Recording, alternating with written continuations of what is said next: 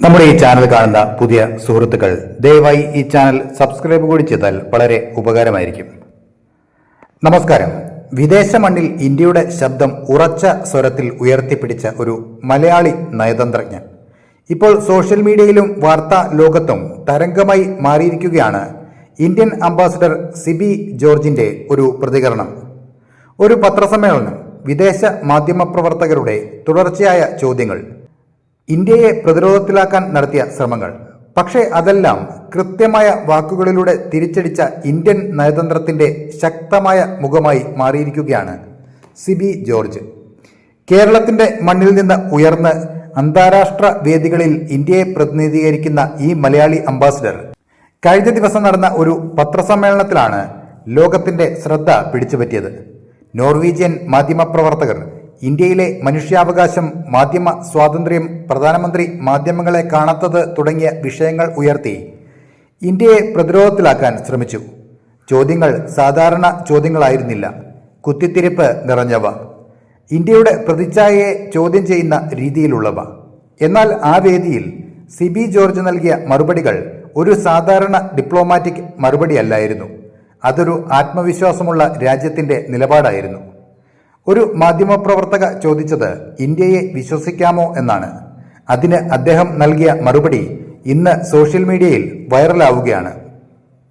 ലോകം കോവിഡ് മഹാമാരിയിൽ തളർന്നു നിന്ന സമയത്ത് പല രാജ്യങ്ങളും സ്വന്തം അതിർത്തിക്കുള്ളിൽ ഒതുങ്ങി നിന്നപ്പോൾ ഇന്ത്യ ലോകത്തെ 100-ലധികം രാജ്യങ്ങൾക്ക് വാക്സിനും 150-ലധികം രാജ്യങ്ങൾക്ക് മരുന്നും എത്തിച്ചു നൽകി. G20 വഴി വിഭജിക്കപ്പെട്ട ലോകത്തെ ഒരുമിപ്പിക്കാൻ ഇന്ത്യക്ക് കഴിഞ്ഞു.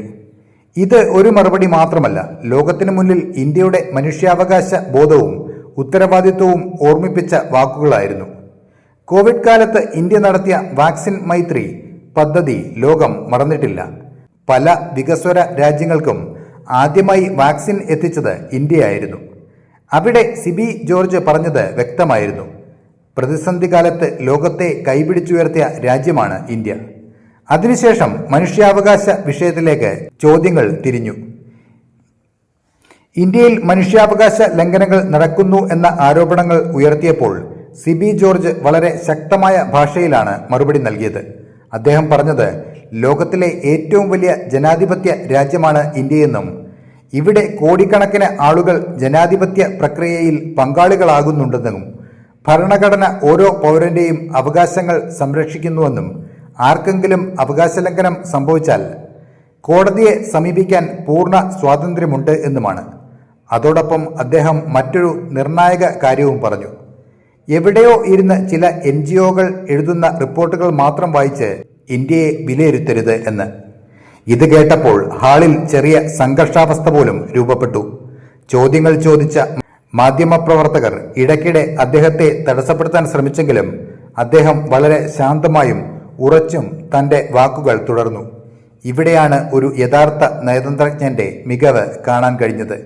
ആവേശം കാണിക്കാതെ, ശബ്ദം ഉയർത്താതെ, പക്ഷേ ഓരോ വാക്കിലും ആത്മവിശ്വാസവും രാജ്യത്തോടുള്ള അഭിമാനവും നിറച്ച് അദ്ദേഹം മറുപടി നൽകി.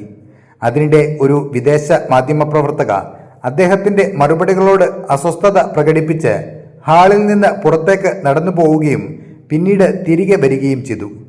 ആ രംഗവും ഇപ്പോൾ വലിയ ചർച്ചയായി മാറിയിരിക്കുകയാണ്.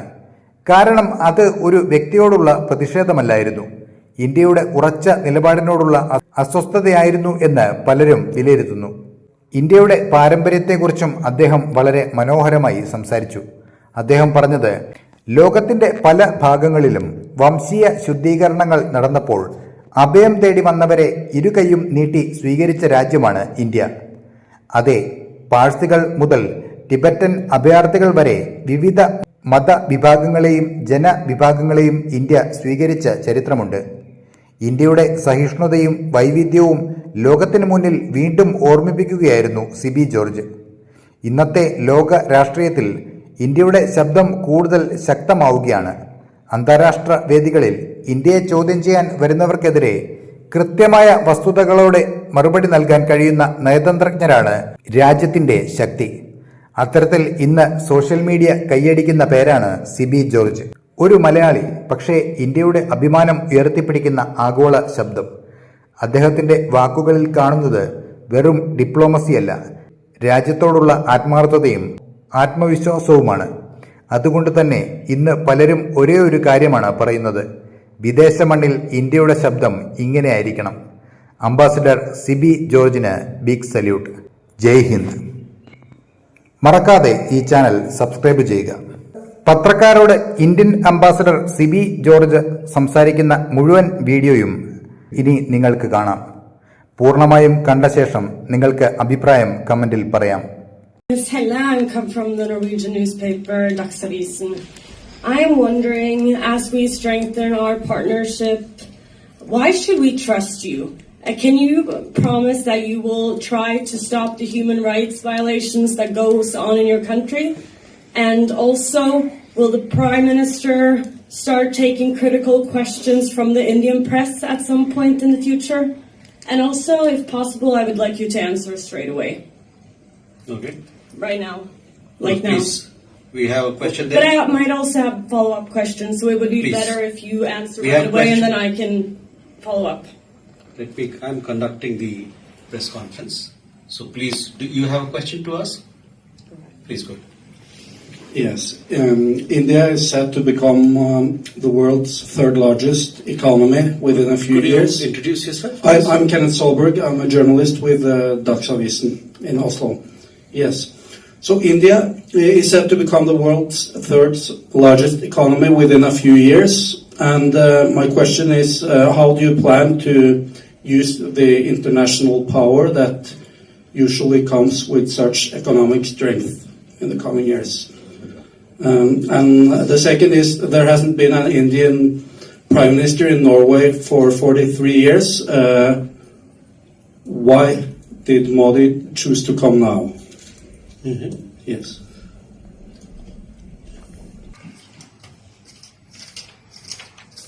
I had a question on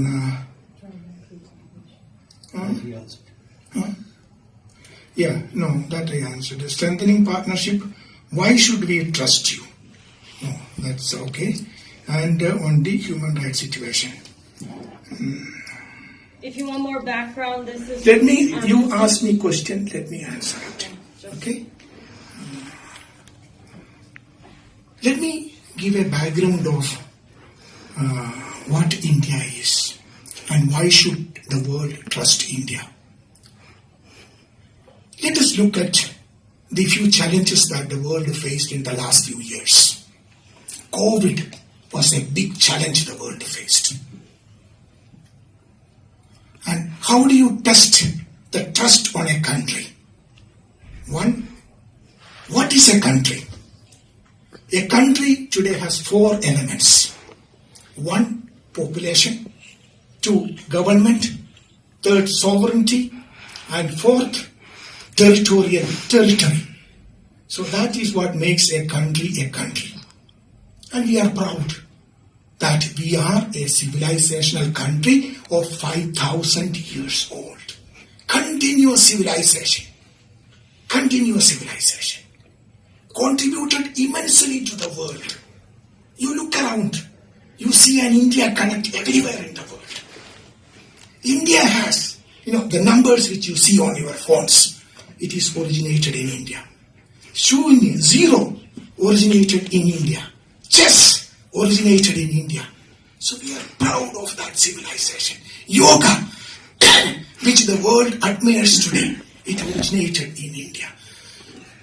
India had epics and books. Let me answer the question. You don't answer the question. Please don't interrupt me. Please don't interrupt me.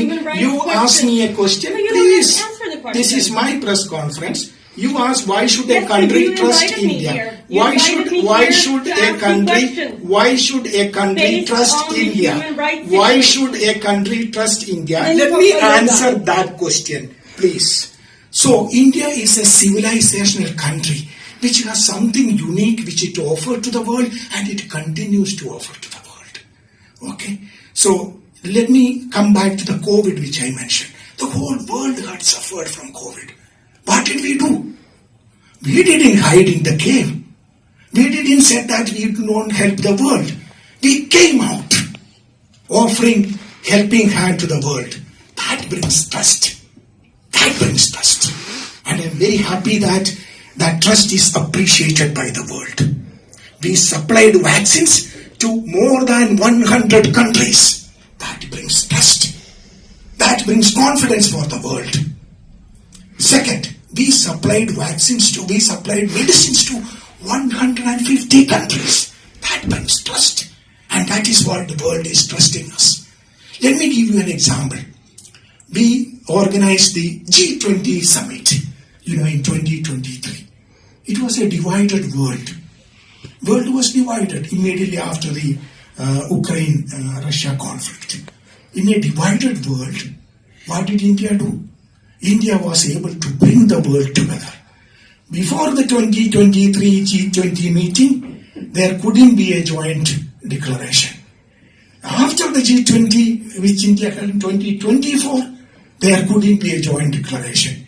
But when India organized the G20 in 2023, what happened? The whole world, despite the differences, came together and we were able to adopt a common global declaration, the Delhi Declaration. This shows the trust of the world towards India.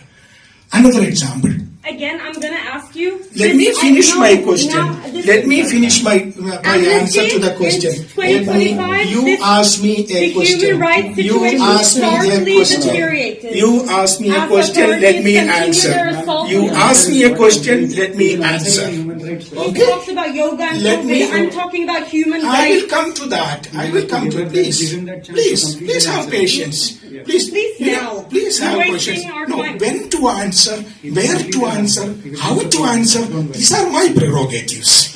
You ask the question. Don't ask me to answer in a particular way. Let me answer. I will answer. Your first question was on trust on India. You know what India did when we were doing the G20? We immediately before that, we did 3 summits. This is the Voice of Global South Summit. Why did we do that?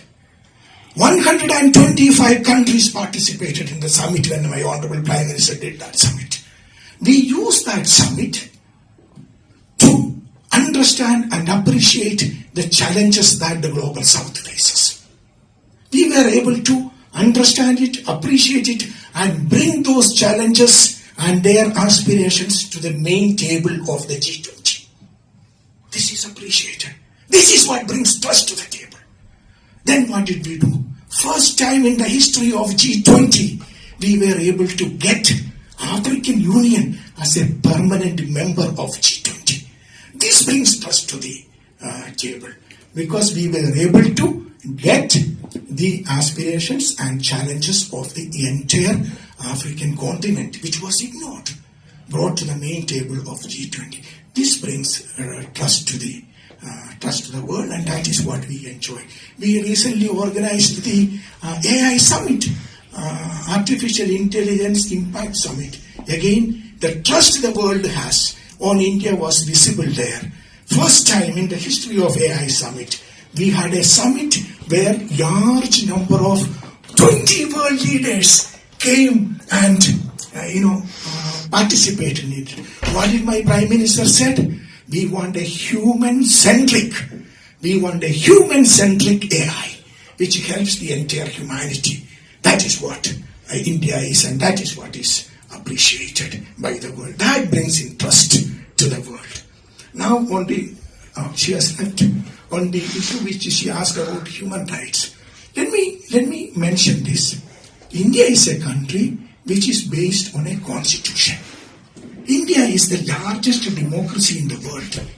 Last time when we had the democracy, we had the elections in India, the participation was almost 1 billion people.